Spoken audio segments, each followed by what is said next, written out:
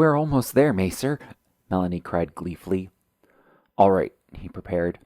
I'm going to dismantle the sail and row us in. You take the bow line and tie us up to the dock.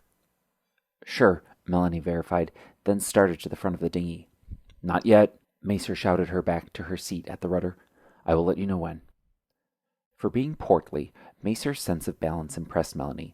He was squatted low, his feet spread wide to distribute himself across the deck of the wave-whipped ship. At times, he seemed not even to be standing, just holding himself up by the ropes that were slung from the mast. He made quick work of unraveling and rewinding the lines. The sail sagged, then slunk, and soon was just a sheet sloppily draped across the floor. No mention was made of its edges soaking overboard in the sea. It was not their vessel, and they would abandon it as soon as they got to the dock. Melanie wrestled the rudder against the sea as Macer, with oars in hand, began to row the boat to shore. As they neared the shoals, the water fought more fiercely. Rowing grew less and less effective. The pull of the waves matched too well the pull on the oars. The docks of Runa teased them from a distance they could easily swim, were the waters not so rough. Frustration boiled Melanie until she frothed with pleas and insults at the sea. Macer's concentration was too intense to break with words. He needed every breath to keep from collapsing over the oars. We should have kept the sail up longer. Melanie's complaint was shamed by the dirty scowl of Macer's silent response. She knew she could be more helpful, so reviewed other options for getting them to shore. Is it shallow enough to punt? Macer untied an oar, too overtaken by the suggestion to respond. He stabbed at the water and hit some surface. He pushed the oar, and the vessel was pitched. Yes! Quick, grab the other! Melanie quickly untied the other oar, and they teamed their efforts to prod at the seabed. Wait to catch the waves, Macer shouted. Push while the water is rushing back. We can ride the surf to shore. The boat warbled over another wave, and Melanie used the momentum of their descent to drive her oar into the rocks. She crouched low to help hold the boat in place, then heaved the oar up as the next wave began to flow. The vessel pitched this time from stern to bow and surfed forward a short distance. As the sea drank back the wave, Macer and Melanie teamed their efforts again to hold their position.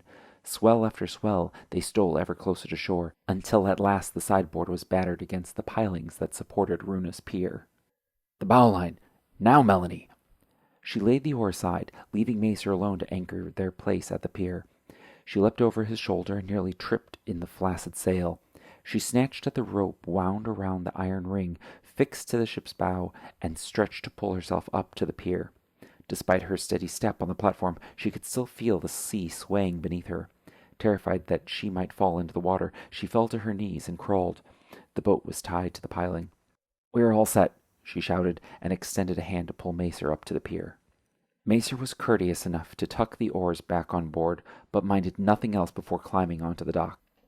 With legs still slung off the edge, Macer laid back for several blessed minutes of recovery. His shoulders and ankles ached from the unfamiliar exercise. His mind was still washing with the lulls and bobs of open water. He closed his eyes in an initial attempt to fight off the sway, but found staring was more comforting. Absently, he looked into the sky. One star caught his attention. It shot across the sky, scratching the zenith with a long silver streak. He watched its trek through the air and admired its freedom. Something is happening, Melanie said. What?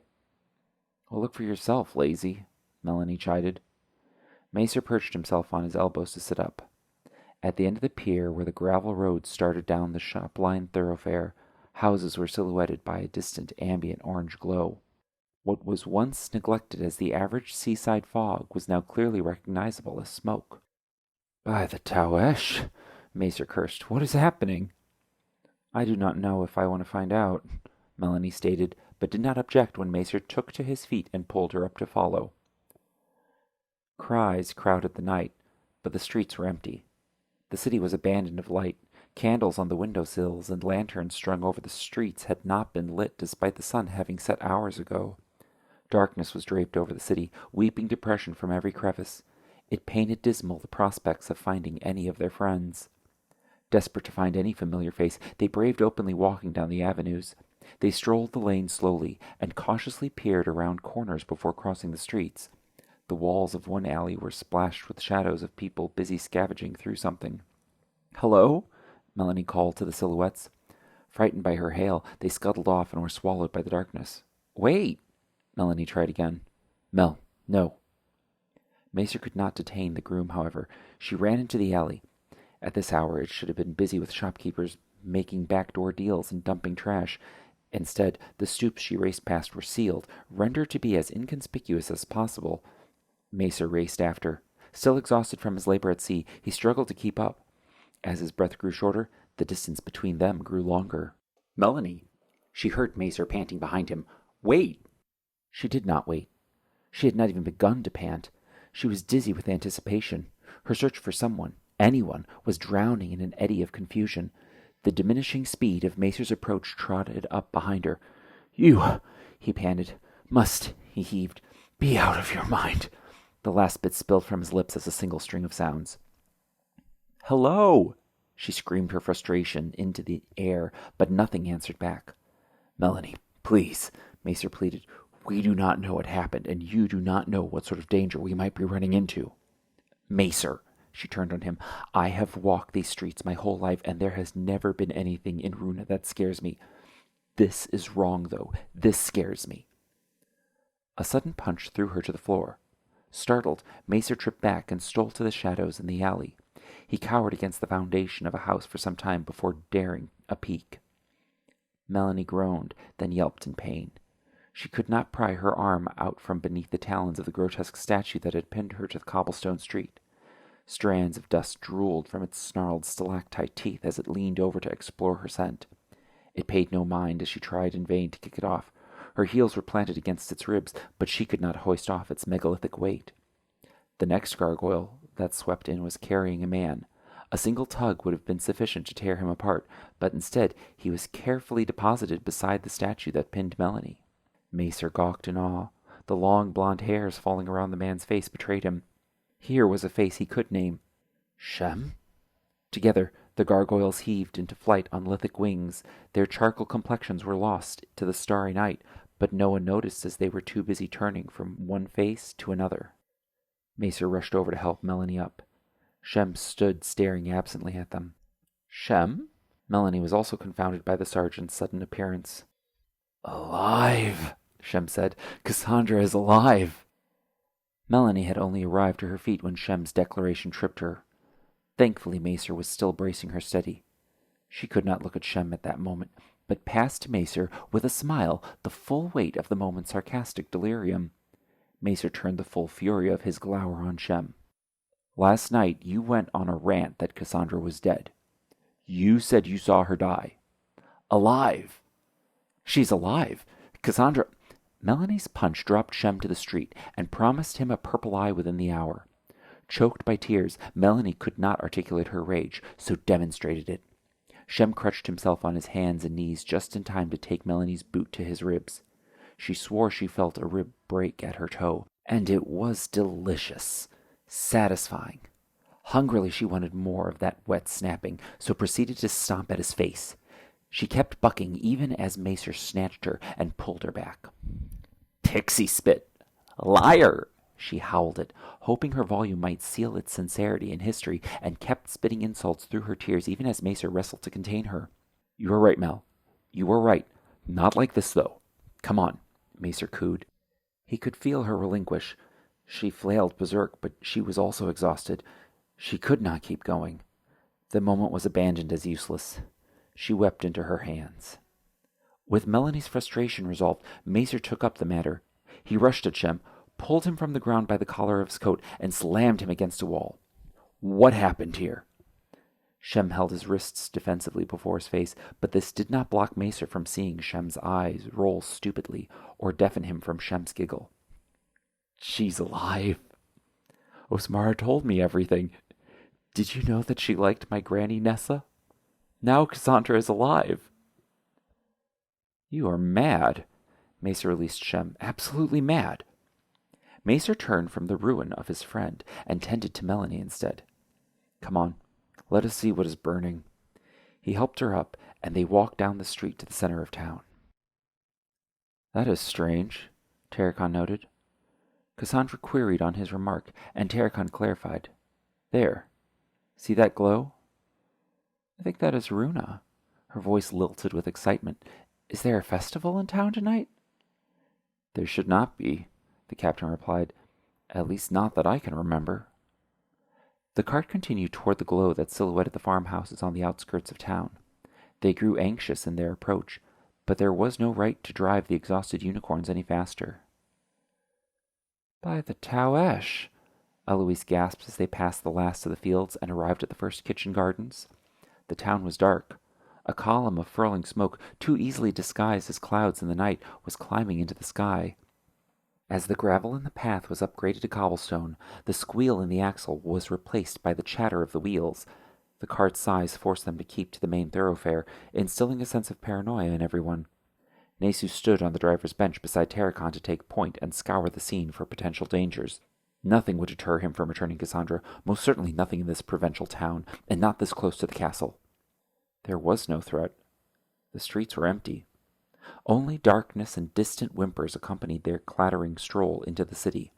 The houses along their route were several stories tall, and would have proudly displayed their stone facades and fancy gables had some light been spared. These buildings housed the wealthier industries, alchemists, pharmacists, lawyers, the guilds.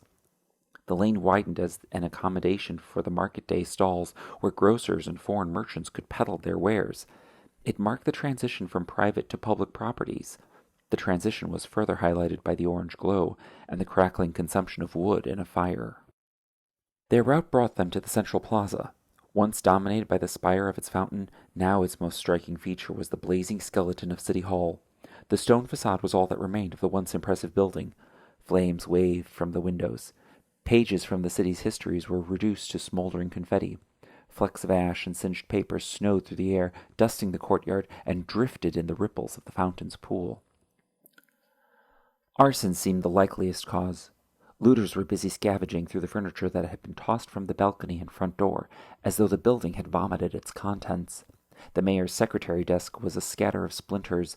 The trustee's boardroom table lay overturned, dead with its legs in the air, buried beneath the clutter of its accompanying high-backed chairs.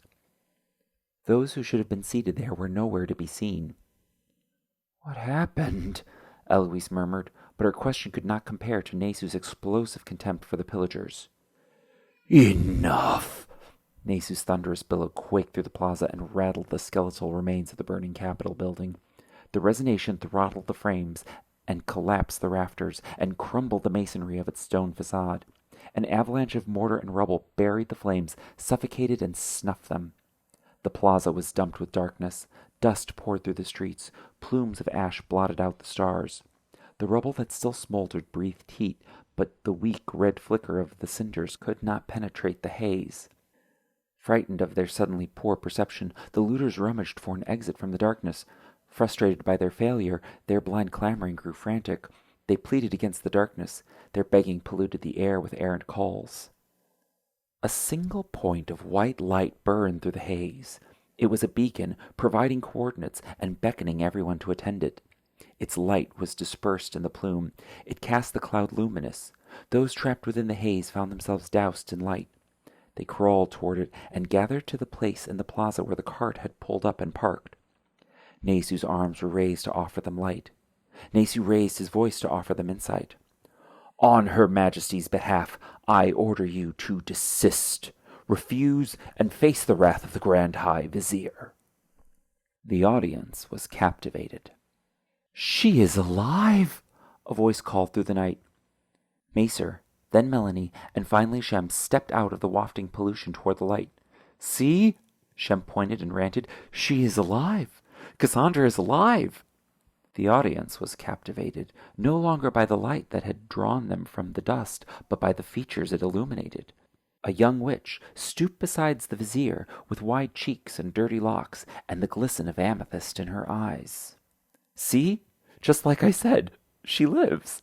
Cassandra lives!" Shem howled his vindication into the night, saying it joyfully. "Liar!" Macer turned on Shem. "You said nothing of the sort. Nothing but lies." The dispute between the men grew violent, and distracted from Nesu's attempt to regain some semblance of order in the city. Even the passengers on the cart leaned in to get a better vantage as Macer assaulted Shem into silence. "Cassandra?" Melanie's words fondled for the truth, tested the sight for some deception or illusion. Cassandra's attention was diverted from the skirmish by the woman standing beside the coral. Her dark hair, cropped at the chin, curtained the familiar, weary glaze in her eyes. "Melanie!" Cassandra cried, and waved her hand in invitation. "Cassandra!" Recognition welled joyful tears as Melanie returned the hail. The attention paid to the fight lost favor to seeing the young women run to embrace one another. Arms latched around the other's neck, they wept away the losses which had haunted them. "They said you were dead," Melanie sobbed into Cassandra's shoulder. "I was so worried. I wanted to die." Relief broke Melanie, and suddenly Cassandra was all that crutched the groom upright. "It was horrible," Cassandra confessed. "But I am back. Praise black magic." Cassandra then pushed Melanie back a step and inquired, "Melanie, please, what happened here?" Melanie stared around for a moment, almost afraid to dignify the scene. "It was Shem." She drew attention to the bloodied, bruised sergeant. Though he was crumpled on the floor, he was giddy, too euphoric to feel the pain. "He came back. He said—" Her sentence slowed as she tried to find a way to say it.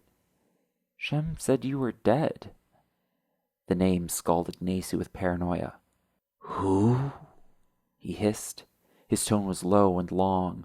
It strained in trying to pry out an answer. Melanie continued, "I did not want to believe him. Really, I did not. I had seen him, however, the day they left to rescue you. Everything he said made sense. Then when he said you were killed at the ruins of Umsa," she again was lost for words. "Shem said he watched you die. I just do not understand." "Shem?"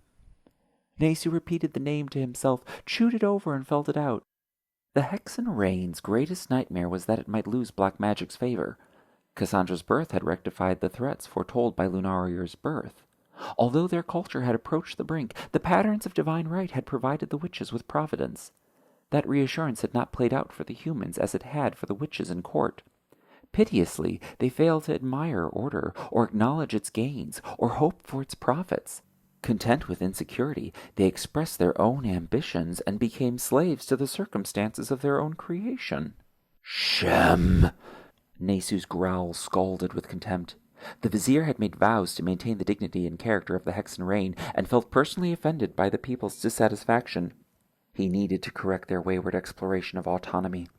"Shem, and all of you treacherous fools," the vizier cried to capture their attention, "feast on your folly.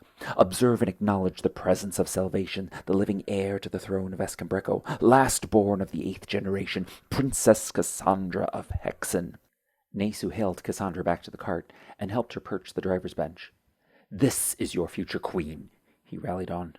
"Observe for yourselves, decide for yourselves," he chided sarcastically, "and then be subject and obey, as is the will of the Tawesh. Black magic."